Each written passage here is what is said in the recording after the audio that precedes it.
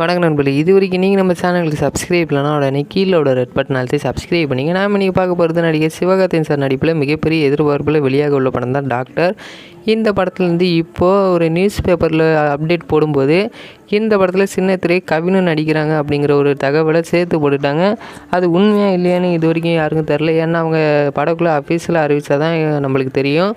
ஆனால் Sivakarthikeyan fans and Kavin fans 2 பேருமே சேர்த்து இப்போது ட்விட்டரில் ஹேஷ்டேக்லாம் ரெடி பண்ணி சிவகார்த்திகேயன் சார் கூட கவின் சாரை நடிக்க வைங்கிற மாதிரி கேட்டுக்கிட்டு இருக்காங்க. அதுக்கு இந்த படத்தோட அஃபீஷியலான அப்டேட் வரும்ன்ட்டு எதிர்பார்க்கப்படுது. அது மட்டும் இல்லாமல் இந்த படத்தில் கவின் சார் நடிக்கிறார் அப்படிங்கிற ஒரு எதிர்பார்ப்பும் அதிகமாகவே இருக்குது. ஏன்னா சிவகார்த்திகேயன் சாரோட டாக்டர் படத்துலேருந்து வெளியான ஷூட்டிங் ஸ்பாட் ஃபோட்டோஸில் எல்லாமே கவின் சாரும் இருக்கிறாரு. அதனால் இந்த படத்தில் சிவகார்த்திகேயன் சார் ஃப்ரெண்டாக, அதாவது சிவகார்த்திகேயன் சார் டாக்டராக தான் நடிக்கணும் அதிக வாய்ப்பு இருக்குது. ஏன்னா இந்த படத்தோட டைட்டிலே டாக்டர் தான். அதை மையப்படுத்தி எடுக்கும்போது ஹீரோ டாக்டராக தான் இருக்கணும்.